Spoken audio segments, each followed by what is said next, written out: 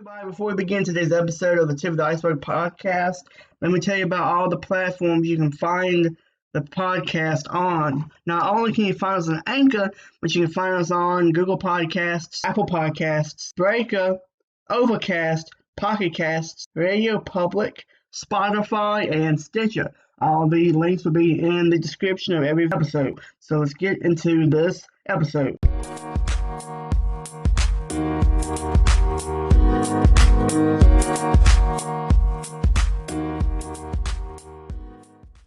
What's up, everybody? Welcome back to the Tip of the Iceberg Wrestling Podcast / YouTube channel where wrestling meets reality. This is my review of the first ever televised NXT episode. It was last night. They had the first hour on USA Network, and then the second hour, quote-unquote, hour on the WWE Network. I'll be doing this in two segments. I'll be doing the USA Network portion, then a little bit of a break, and then I'll do the WWE Network portion. So let's get started. So the show was phenomenal in my opinion, nonetheless. Despite some issues here and there, and some technical issues on the network's part, which was very bad timing, the show, I thought, in all, was fantastic. Now, the issue most people are having here, I think people gave this a higher expectation value than they should have. I don't know why, but a lot of people were kind of iffy on certain things in the show, and I thought the things they were iffy about were essential in going forward with the product. I don't know if they had this takeover mindset for NXT, or they just think anytime NXT is on that they should be delivering crazy matches and stuff, which they did here.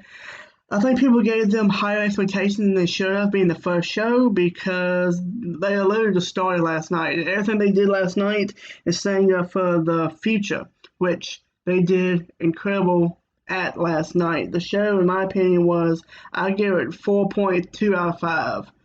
There were some things that were kind of but for the most part, the show I thought was fantastic. So last night and next week, it'll be half on USA, half on the network. Then starting the following week, which is also when AEW begins, shocker, they'll be doing both hours on USA Network.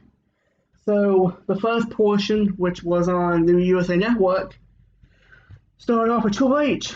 Cut a little promo, it was a very vignetted black background behind him, very cool shot of him talking about NXT's prestige and all that stuff, and then it panned to a smartphone looking display. He's like, let us show you. So he walked out of the curtain and just panned his phone around for the crowd to see the crowd in the arena. It was a very good opening shot. It was very good. Good intro. The first match was a fatal four-way match for the number one contendership to the NXT Women's Championship. Yet Io Shirai versus Bianca Belair versus Mia Yim versus Candice LeRae, Miss Johnny Wrestling herself. This match, for the most part, was a very, very good match. I enjoyed it a lot. It was a good match. It was a very good opener, a very good, strong opener for the show being on the network. I will say, I'll talk about this in a little bit. Never mind. Excuse what I just said. Never mind. But anyway, this match was good match. Candice LeRae won, so she'll be facing Shayna Baszler. I think they could do the match in 2 weeks when AEW starts up, which is coincidental. But it's Candice LeRae versus Shayna Baszler for the NXT Women's Championship. That's gonna be a very good match. I'm so excited for that match. The next match was just a squash match. It was Sean Maluta versus Cameron Grimes. Cameron Grimes, someone called him a low budget James Storm. That's hilarious, I think. The match was 6 seconds long. Grimes hit a big boot and carried it all the way through to a curb stomp into the face. It looked gruesome. This is a good way to introduce Grimes, because a lot of people who watched this show did not know who probably any of these people are, aside from Johnny Gargano and those Attitude Era probably. And this show was a good show to make people aware of the major players on the brand, which there are a lot of major players. Take note, main roster. The NFC has a lot of key players. WWE's main roster struggling to have viable contenders for their titles. It just continues to show how NXT is being superior than the main roster, and that's after all this time. It's still crazy to me to say that NXT knows what they're doing to some degree. But this introduced Cameron Grimes very well. I see him being a good mid-carder. I think he'd be good to face an North American Championship in the future, maybe something like that in the future. But he's got a ways to go, I think, to get over. But this was a good showing, like a good television debut, basically for him. So this match was good to get him over. It's so good hearing Mauro Ranallo, Nigel McGuinness, and even Beth Phoenix on mainstream television commentary. Because I was used to hearing Mauro and all them on takeovers, because I know I watched the weekly show on the network. But I'm just so happy that Mauro and them's on live television again. It's just great. It just made me happy to see that. Then the next match was the main event for the USA Network's portion. Was Velveteen Dream versus Roderick Strong for the North American Championship. This match was a very good match, in my opinion, but the issue here is one that I didn't think about until after the fact, is that the commercials are going to kill NXT. They killed SmackDown before they had the little play-by-play screen they do. They kill Raw even sometimes. Commercials are way too long. And it seems like the commercials came every 5 minutes in this match, and this match suffered for that reason. Too many commercials. They need to do like the SmackDown live producers do and have the commercials on one part of the screen, the match in the upper corner, so you can still watch the match. Because that killed this match, in my opinion. But the finish came when I think it was Kyle O'Reilly knocked Velveteen Dream off the top rope. No, Adam Cole with a super kick. And caused Roddy to do the inner heartache and get the pin. So Roderick Strong is now in your North American Championship, and now all the Undisputed Era has the main NXT titles. That's awesome to see. I'm curious to see what this is going forward, and this was a good way to end the USA Network's portion. Now, what I'm about to talk about in the WWE Network portion, though, it does kind of overshadow all of that just happened, because the network portion had the major angles going in it, and you would figure they would put one of these angles on the USA portion. Sorry if I got tongue-tied. They should have put one of these angles on the USA portion of this broadcast, but they put them both on the network portion, which makes people want to go to the network, not USA. So they need to spread it out a little bit more as they keep moving forward. So, join me back in a bit where we'll be talking about the WWE Network portion of the show.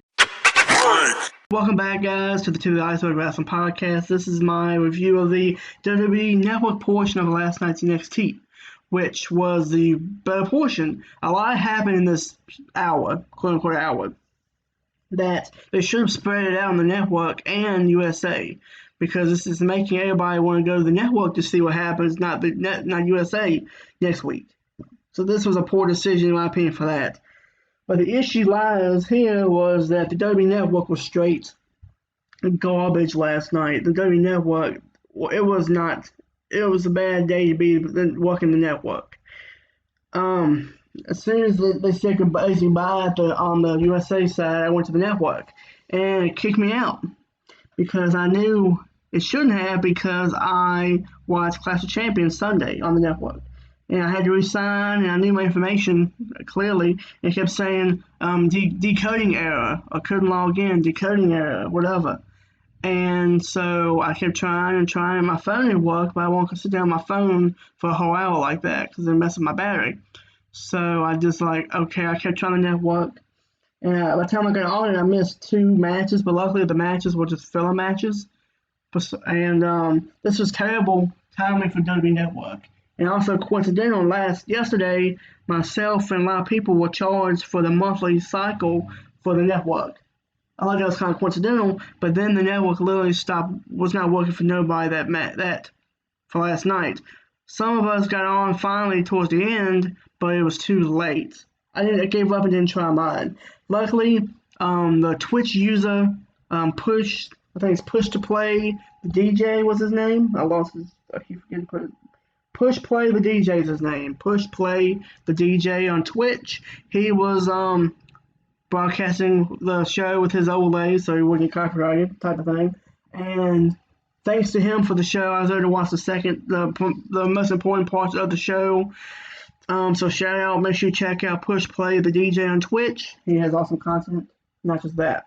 So the part I came back to, well, I got what I missed from WrestleZone.com. They did Pete Dunne versus Aruto Ruiz. That's how you say his name.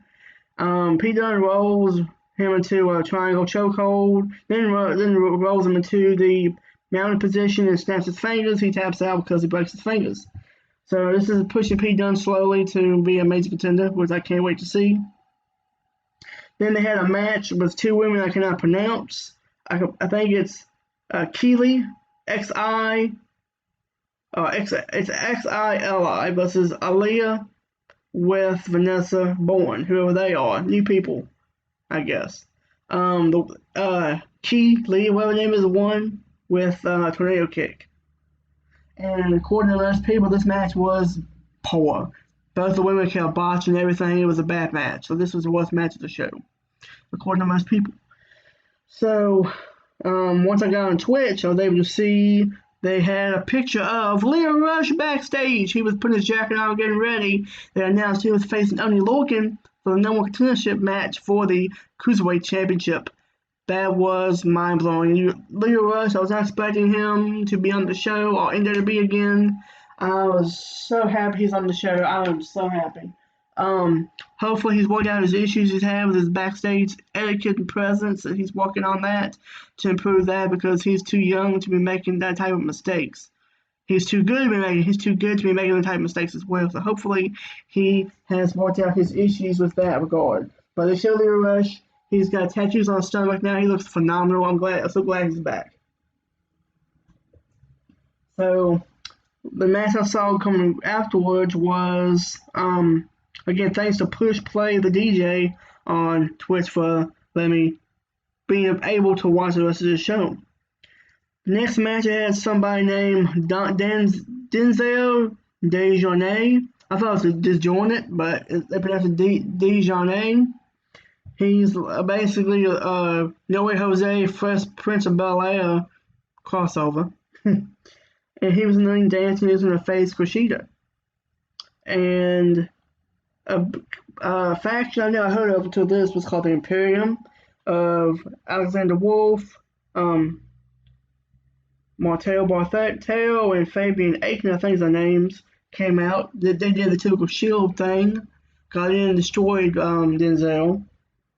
And they stood in like an attention like the military does, and waited for Walter's music to hit. Walter came out to a massive pop as well, and they just came in. He made a little promise saying how they're the ring generals. They're here to bring honor back to this tradition of wrestling. This made Kushida come out, and he gets in and he gets rid of Aichner, Bartel, and Wolf. Has a little scuffle with Walter, drop kicks him, does some type of weird kick. So it was a cool kick, and runs out the ring. So he made his presence known. They'll be pushing for Walter versus Kushida for the UK Championship at some point. It's going to be an epic match, I'm sure. Now, I had a question. The question I had with this, though, was, is this be too many titles for the brand? I'm assuming they're going to scrap some of the NXT UK titles, but you got the NXT Heavyweight Championship, NXT Tag, North American, NXT Women, NXT UK, UK Tag, and I think UK Women as well. There might be another UK title missing, but that's a lot. It's like 7 or 8 titles right there. I'm assuming they're going to scrap the NXT UK Tag and the NXT Women's and just have the UK and the North American Championship as the minor titles, with the NXT Tag and NXT Heavyweight Championship as the majors. What I would do, just as a bit of fancy booking, I would have a match down the road with unifying the NXT North American Championship with the NXT UK Championship. I'll call it the NXT Global Championship, maybe, or something like that. Just combine the two titles to have one minor title. But all these people here, I'm so excited to see Walter and the Imperium. I didn't know about them until now. And they look like a great force to reckon with Walter is one of my favorites. I cannot wait to see what he does on NXT. So they're going to be pushing for Kushida versus Walter in the future. Cannot wait for that. Next match match of the night, in my opinion, was Lio Rush versus Oney Lorcan for the number one contendership match for the Cruiserweight Championship, which is also coming to NXT too, apparently, which is awesome to see as well. Okay, I'm glad that's getting the prestige and the television time it deserves. This match was a classic, chaotic, great match. Back and forth, both men. Oney Lorcan's incredible. Lio Rush is amazing as always. He has lost a beat. He won after the frog splash. He may have tweaked his knee a little bit the way it looked, but hopefully he's fine. It's going to be Lio Rush versus Drew Gulak for the Cruiserweight Championship sometime in the future. I don't know if 205 Live is done yet or not. Hopefully that is done, and they can all focus on being on NXT. But I'm so happy to see Lio Rush back. Hopefully, like I said, he got his backstage issues checked and is having a better backstage etiquette. So the main event of the entire show was Matt Riddle versus Killian Dane in a street fight. And this match was insane. It was chaotic from start to finish. They ended up balling in the back. They had a array of people join. They had Walter join in and help Riddle. Had the Forgotten Sons join in. Jordan Miles joined in. A lot of people, basically the whole roster joined in. And the issue was, I've had this match, they had a few, I would say, botches in my opinion. At one point, the security came out after they went around and brawled to separate everybody. And to my justification, I can only justify this is because they try to separate those who were not involved in the match from those who were involved in the match. But even though it's a street fight, no rules apply, so they shouldn't have done that. And it was a cool cliffhanger. They brawled and brawled and brawled. They were Killian Dane hit a nice senton over the ropes on everybody.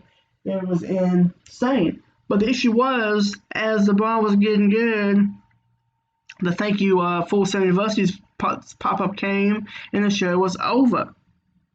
With 9 minutes to spare. 9 minutes to spare. A lot of fans are furious at this. I'm not pleased with it, but it does leave me wanting more of all of this. So it did leave on a very high note, but it kind of left abruptly. And it's reported that William Regal came out to calm the chaos and said that next week they were going to do a sanctioned one-on-one match between Matt Riddle and Killian Dane, and the winner would face Adam Cole, baby, for the NXT Heavyweight Championship. I'm assuming that takeover the following week. And that was that. They could have filled up 9 minutes by then for real, had them brawl for a good 5 minutes, and William Regal coming out in the last 3 minutes for the announcement. I don't know why they quit so abruptly. I did not like that part. A lot of people did not. Because they advertised 9 to 10 on the network. And we had 9 to 9:50. So I'm not pleased with that in a way, but the way they left it abruptly and chaotically makes me want to see more. So I'm in the middle on that part. So out of 5 stars, I would give NXT's debut, 4.2 out of 5. The show made me want more of a lot of things. I can't wait to see Candice LeRae versus Shayna Baszler. I cannot wait to see what they do with Dream and Strong going forward. I can't wait to see what Pete Dunne does going forward. How Walter and the Imperium and Kushida stuff does going forward. I want to see Matt Riddle and Killian Dane tear each other apart going forward. I want to see Lio Rush doing more. I have a lot I'm looking forward to in this show. And honestly, I am more happy with NXT this week than I am with the main roster as a whole this week. While Raw and SmackDown was good, NXT, in my opinion, was very good. Hopefully the network will work next week. That was a very low point for me, though, was the network. How they really didn't advertise NXT much on the network, on Raw and SmackDown, which I thought was a very bad oversight. But being that we knew that it would be on the network on the second hour, they should have tested it and had all the precautions taken care of. But a lot of people on Twitter were angry because they could not get on the network. But again, check out Push Play the DJ on Twitch. That's where a lot of us watched NXT's second half at. Thanks to him for broadcasting like he did check him out. Thanks for listening to this episode. Let me know what you think about the show. Did you like it? Did you not like it? I'm hyped for next week. And also going forward, I want to do NXT and AEW reviews both. I don't know how I'm going to do that. I'll play it by ear and let you know in the future. But I'm going to be doing NXT next week and see what we do the week after next, because that's when the AEW debuts. So I'm going to make sure to watch that at least. I can watch NXT. I don't know what I'm going to do, honestly. I'll see. I might have to Twitch one thing on one device. I mean, not Twitch. I use Sling TV. I might sling one show on one device and one show on another device and just do it that way. I'll see. I'm not sure yet. I'll let you all know about that. But thanks for watching this episode, guys. I was very excited for last night. Let me know what you thought. I'll talk to you guys later. The podcast you just heard was made using Anchor. Ever thought about making your own podcast? Anchor makes it really easy for anyone to get started. It's a one-stop shop for recording, hosting, and distributing podcasts. Best of all, it's 100% free. Sign up now at anchor.fm/new. That's anchor.fm/new to get started.